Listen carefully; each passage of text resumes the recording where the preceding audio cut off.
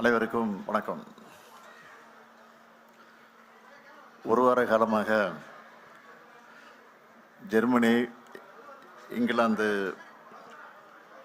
பயணத்தை நான் மேற்கொண்டேன். மன நிறைவோடு நான் திரும்பியிருக்கிறேன். இந்த பயணத்தை பொறுத்தவரையில் மாபெரும் வெற்றி பயணமாக அமைந்திருக்கிறது. மொத்தம் 15,516 கோடி ரூபாய் மதிப்பிலான முதலீடுகளை ஈர்த்து 17,613 பேருக்கு வேலை வாய்ப்பு அளிக்கக்கூடிய வகையில் 33 புரிந்துணர்வு ஒப்பந்தங்கள் போடப்பட்டிருக்கு. தமிழ்நாடு மேலே நம்பிக்கை வச்சு 10 புதிய நிறுவனங்கள் தொழில் தொடங்குவதற்காக முன் வந்திருக்காங்க. உயர்கல்வி, சிறுதொழில் போன்ற துறைகளில் 6 அமைப்புகள் நம்மோட இணைஞ்சு கூட்டு முயற்சிகளை மேற்கொள்ள இருக்காங்க. ஏற்கனவே இருக்கக்கூடிய 17 நிறுவனங்களும் மற்ற மாநிலங்களை நோக்கி போகாமல் நம்ம மாநிலத்திலே தங்களோட தொழிலை மேலும் விரிவுபடுத்துவதற்கு எக்ஸ்டெண்ட் பண்ணுறதுக்கு முடிவு செஞ்சுருக்கிறாங்க. எனக்கு முன்னாடியே நான் புறப்படுவதற்கு 4-5 நாட்களுக்கு முன்னாடியே என்னுடைய இந்த ஒட்டுமொத்த பயணத்தை முறைப்படுத்துவதற்காக மிக சிறப்பாக ஒருங்கிணைச்சு அந்த பணியை வெற்றிகரமாக நடத்திய தொழில்துறை அமைச்சர் தம்பி TRB ராஜா அவர்களுக்கு முதல்ல நன்றியை தெரிவிச்சுக்கிறேன். அதேபோல் அவருக்கு துணையாக இருந்த அதிகாரிகளுக்கு என்னுடைய மனமார்ந்த வாழ்த்துக்களையும் பாராட்டுக்களையும் நான் தெரிவிச்சுக்கிறேன். தொழில்துறை அமைச்சரை பொறுத்த வரைக்கும் ஒரு துடிப்பான தொழில்துறை அமைச்சராக இந்த பயணத்தின் மூலமாக ப்ரூவ் பண்ணியிருக்கிறாரு. கடந்த 4.5 ஆண்டு காலத்தில் மேற்கொண்டிருக்கக்கூடிய என்னுடைய பயணங்களுக்கெல்லாம் முத்தாய்ப்பாக இந்த பயணம் அமைஞ்சதுன்னு சொன்னால் அது மிகையாகாது. இந்த ஃபாரின் விசிட்டில் தான் மிக அதிக அளவிலான முதலீட்டுகளுக்கு ஏற்கப்பட்டிருக்கு என்பதையும் மகிழ்ச்சியோடு நான் தெரிவிச்சுக்க விரும்புகிறேன். ரொம்ப சக்ஸஸ்ஃபுல் டூர். இந்த டூரு ரொம்ப ப்ரௌடான டூராக இந்த பயணம் அமைஞ்சிச்சு. அது ஏன்னா உங்களுக்கே தெரியும், இந்நேரம் உங்களுக்கு தெளிவாக தெரிஞ்சிருக்குன்னு நினைக்கிறேன். ஆமாம், 1000 ஆண்டுகள் பழமையான உலகின் முதன்மையான ஆக்ஸ்போர்டு பல்கலைக்கழகத்தில் தந்தை பெரியாருடைய திருவுருவப்படத்தை திறந்து வச்சது தான் அந்த பெருமைக்கு காரணம். அது மட்டுமல்ல, சுயமரியாதை இயக்கத்தினுடைய 100ஆண்டு கருத்தரங்கத்தையும் நம்ம கடந்து வந்த பாதையையும் இனி அடைய வேண்டிய இலக்குகளையும் விளக்கமாக நான் அந்த நிகழ்ச்சியில் பேசியிருக்கிறேன். அதோட அயலக தமிழர்கள் சந்திப்பு கூட்டங்களில் பேசுனது, சோயாஸ் பல்கலைக்கழக மாணவர்கிட்ட திராவிட மாடல் பற்றி பேசுனது, லண்டனில் இருக்கக்கூடிய பொது உடைமை தத்துவ மாமேதை கார்ல் மார்க்ஸ் நினைவிடம், சட்ட மாமேதை புரட்சியாளர் அம்பேத்கருடைய வாழ்ந்த இல்லம், அதே போல் திருவள்ளூர் சில தமிழ் காதலர் G. போப் அவர்கள் நினைவிடம் போன்ற இடங்களுக்கெல்லாம் சென்று பல பெருமைகளோடு நான் திரும்பி இருக்கிறேன்.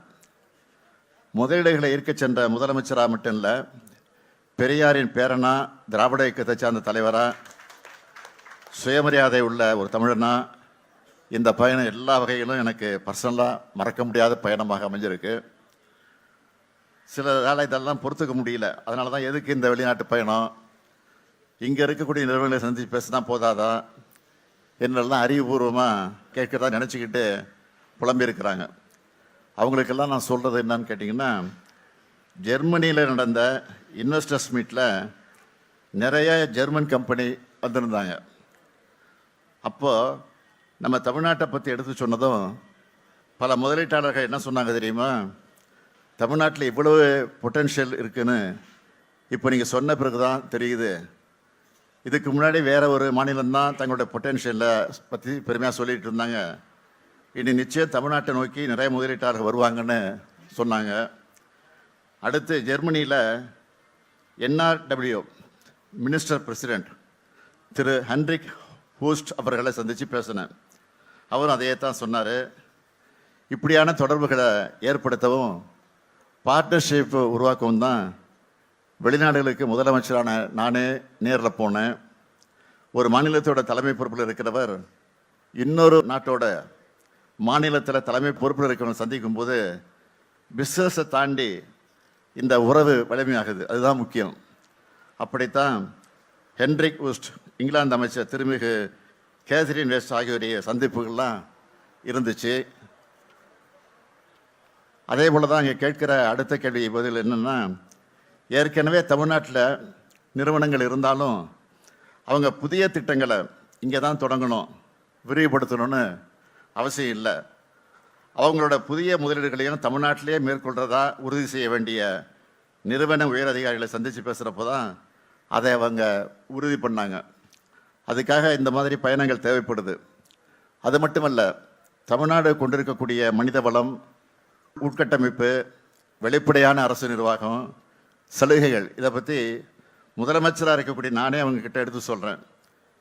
இப்போ கையெழுத்தான ஒப்பந்தங்கள் மட்டும் இல்லை, இன்னும் பல முதலீடுகளும் பல நிறுவனங்களும் இந்த சந்திப்புனால நிச்சயம் தமிழ்நாட்டுக்கு வரும்னு நம்பிக்கையும் கொடுத்துருக்குறாங்க. உதாரணத்துக்கு சொல்லணும்னா, இன்றைக்கி 8ஆம் தேதி நான் வந்திருக்கேன். இங்கே அடுத்து 2 நாளில் 11ஆம் தேதி ஒசூருக்கு போகிறேன். அங்கே ஒசூருக்கு சென்று 2000 கோடி ரூபாய் மதிப்பீட்டில் அமைக்கப்பட்டுள்ள டெல்டா எலக்ட்ரானிக் தொழிற்சாலை ஆட்டோமேட்டட் லேன் அமைப்பையும் பணியாளர் தங்குமிடக்கூடிய இடத்தையும் திறந்து வச்சு 1100 கோடி ரூபாய் மதிப்பிலான புதிய தொழிற்சாலைகளுக்கு அடிக்கல் நாட்ட இருக்கிறேன். அதே மாதிரி ஏற்கனவே தூத்துக்குடியில் நடத்தின மாதிரி ஒசூர்லையும் முதலீட்டாளர் மாநாட்டை நடத்த போகிறோம். அங்கேயும் பல ஆயிரம் கோடி ரூபாய் முதலீடு வர இருக்கு. தொழில் முதலீடுகளை ஈர்க்கிறதுக்கான எங்களோட வெளிநாட்டு பயணங்களும் இங்கே மேற்கொள்ளும் பயணங்களும் எப்பவும் நிற்காது, இது தொடரும். நன்றி சார். சார், எதிர்க்கட்சி தலைவர் எடப்பாடி பழனிசாமி உங்களுடைய வெளிநாட்டு பயணம் என்பது உங்களுடைய முதலீட்டுக்காகத்தான் நடத்தினன்ற ஒரு விமர்சனத்தை முன் வச்சிருக்கிறாரு. ஒரு வகையில் சொல்றது, முதலீடு பண்ண போனது இதை பற்றி திருச்சி சொல்லியிருக்கிறாரு. நான் என்ன பொறுத்த வரைக்கும் சொல்ல விரும்புகிறது, சுயமரியாதை கொள்கையில் முதலீடு செஞ்சுட்டு வந்திருக்கிறேன். தந்தை பெரியாருடைய உணர்வுகளை, பெரியாரை பற்றி அந்த நாட்டில் முதலீடு பண்ணிட்டு வந்திருக்கேன். அதுதான் உண்மை. அதுதான் அந்த அடிப்படையில் சொல்லியிருப்பார் நினைக்கிறேன். சார், அதிமுகவிலிருந்து செங்கோட்டையன் அவருடைய பதவி பறிக்கப்பட்டிருக்கு. இதை பற்றி உங்களுடைய கருத்து என்ன சார்? ஆக்கபூர்வமான கருத்துக்களை பேசிகிட்டு இருக்கிறோம். இந்த அக்கபூர்வமான பதில் கேள்வி தான் கேட்குறீங்களா? விட்டுருங்க சார். தமிழர்களை சந்திச்சிங்க, தமிழர்கள் வந்து தமிழ்நாட்டில் முதலீடு செய்யணுங்கிற மாதிரி அழைப்பு விடுத்தீங்க. அவங்களோட எதிர்பார்ப்பு என்னவா இருக்கு சார்? அவங்களோட ஆர்வம் என்னவா இருக்கு? அளவு கடந்து ஆர்வமாக இருக்கிறாங்க. அதான் நான் சொன்னேன், ஏற்கனவே தெளிவாக சொல்லியிருக்கிறேன். ரொம்ப போட்டி போட்டுக்கிட்டு அவங்க வந்து முதலீடு செய்கிறது தயாராக இருக்கிறாங்க. அதே மாதிரி தான் அந்த நிலையை நேரடியாக நாங்களே பார்த்தோம். நன்றி.